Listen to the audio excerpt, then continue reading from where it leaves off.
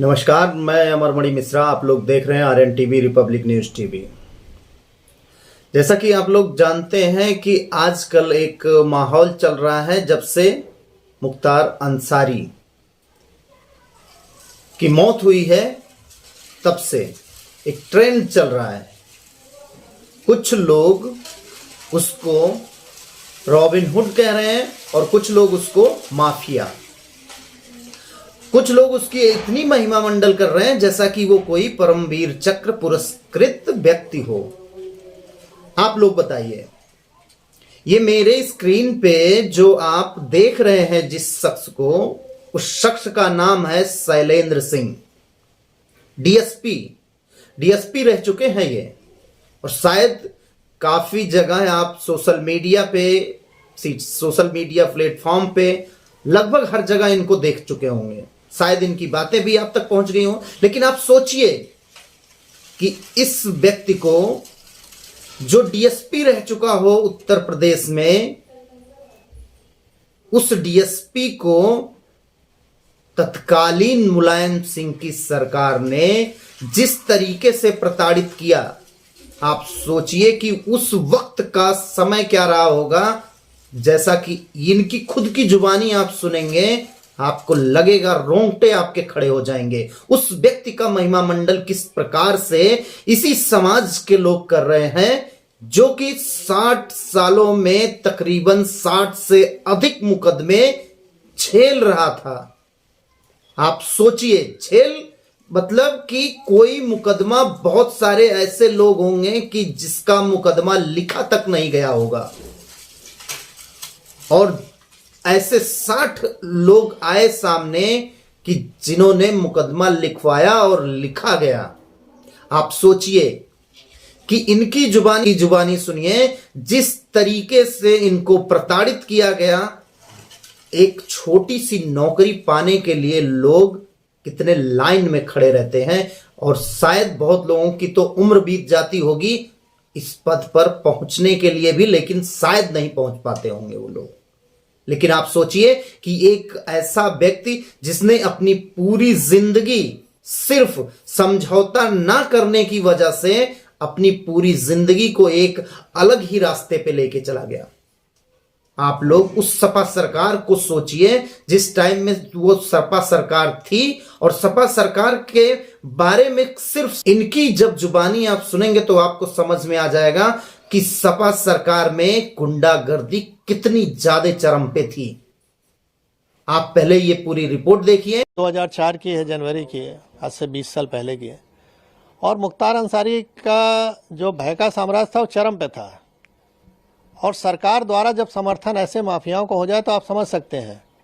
मैंने अभी आपसे कहा कि वो खुली जीप में मऊ दंगों में घूमता था, जहाँ कर्फ्यू लगा है। किसी की हिम्मत नहीं हुई उसके प्रति कुछ बोल दे, कार्रवाई की तो छोड़ दीजिए। और उस समय मैंने लाइट मशीन गन रिकवर की। आज तक उत्तर प्रदेश में केवल एक ही रिकवरी है, न उसके पहले कभी हुई, न 20 साल हो गया अब तक हुई है। और उसमें पोटा भी लगाया, क्योंकि पोटा एग्जिस्ट करता था। तो मैंने स्टैंड लिया उसके प्रति कि नहीं, ये गलत है और ये इसको जेल जाना होगा। लेकिन मुलायम सिंह की सरकार तत्कालीन अल्पमत की सरकार थी, किसी भी कीमत पे इसको बचाना चाहते थे, और उन्होंने अंत में हम लोग पर प्रेशर बनाया, अधिकारियों पर प्रेशर बनाया। जब कोई नहीं सुना तो आईजी जोन जो थे उनका ट्रांसफ़र, डीआईजी रेंज का ट्रांसफ़र, एसएसपी एसटीएफ हमारे थे उनका ट्रांसफ़र, और अंत में ऐसा माहौल बनाया गया कि मुझे भी रिज़ाइन करना पड़ा 15 दिन बाद ही। लेकिन मैंने रेजिग्नेशन में लिखा और जनता के सामने इस चीज़ को रखा आप लोग के माध्यम से कि देखिए, जनता पॉलिटिकल सिस्टम में आप ही ने चुना है इस सरकार को, और किस तरह की ये सरकारें चल रही हैं कि जो माफियाओं के निर्देश पे काम कर रही हैं। हम लोग चुन के आते हैं, सेलेक्ट होते हैं, यानी जब तो बोला जाता है कि आप पब्लिक सर्वेंट हैं। आम बोलचाल की भाषा में हम कहते हैं गवर्नमेंट सर्वेंट है, और हो गए हम पार्टी के एजेंट, अगर काम करें जिस तरह से वो कह रहे हैं तो ये गिरावट की स्थिति बहुत ही खतरनाक थी। धीरे धीरे इस पर लगाम लगा है।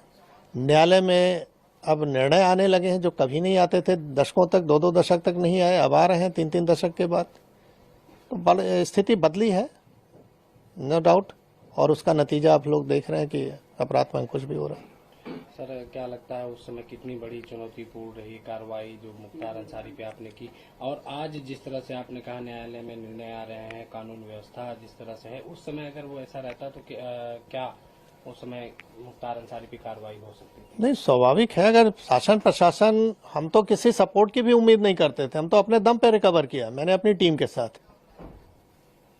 तो हमको सपोर्ट की जरूरत नहीं है, हमको तो हम ड्यूटी है मेरी, हम कोई मेहरबानी नहीं कर रहे थे किसी पे, हमारी ड्यूटी है तो जनता को अपने आप राहत मिल जाए। कहावत है कि पुलिस अगर चाह ले तो पत्ता नहीं खड़क सकता, ये हकीकत है। मैंने एज ए डिप्टी एसपी, बहुत छोटा पद था, बड़ा पद नहीं था, लेकिन जहां भी रहता था 3 से 4 थाना क्षेत्र जो भी मेरे अंडर में रहे, उसमें किसी की हिम्मत नहीं है, मजाल नहीं थी कि कोई माफिया आके इंटरफेयर कर ले और कुछ वारदात कर ले, क्योंकि उसको मालूम था कि इस अधिकारी के मत्थे चढ़ गए तो हमारी जान जानी है, तो हम बचेंगे नहीं। आपकी कार्रवाई के बाद फिर आप पे दबाव बनाया गया? वही के दबाव नहीं बनाया गया होता तो मैं इतनी अच्छी नौकरी क्यों छोड़ता भाई। जब मुझे लगा कि मैं अब कुछ नहीं कर सकता इन लोगों के सामने, तो कम से कम बाहर आके जनता को तो बताऊं कि हो क्या रहा है।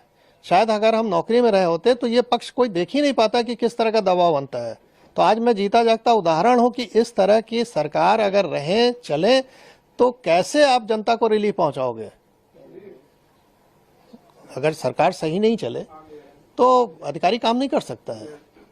तो मैं बाहर आके इस चीज को रखा, जान जोखिम पर अपने डाला, परिवार की जान जोखिम में डाला।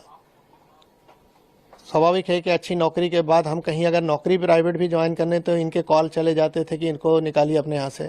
किराए का मकान नहीं मिलता था, रात में सामान कहीं लेके रख दिया तो सवेरे वहाँ से खाली करना पड़ता था। तो ये सब चीज़ें देखी, लेकिन अब उस पर ज़्यादा नहीं बोलना है। हाँ, ये है कि जो जैसा करता है वैसा उसको भोगना पड़ता है। ऊपर वाले के यहाँ देर है अंधेर नहीं है। 20 साल का समय लगा, लेकिन वो अपनी मौत मरा। जो डर दूसरों पे कायम किया था वो डर उस पर हावी हो गया और अंत में हार्ट अटैक से उसकी मृत्यु हुई। आपको ये पूरी रिपोर्ट कैसी लगी जरूर बताइएगा। आप लोग अभी देख रहे थे Republic news TV. Comment box में जरूर लिख के बताइएगा कितना सही और कितना गलत, और ऐसे लोगों के साथ में क्या होना चाहिए, इन लोगों की सजा क्या है, तब की सरकारों में और अब के सरकार में फर्क क्या है। क्या शैलेंद्र सिंह की बातों से आप सहमत हैं?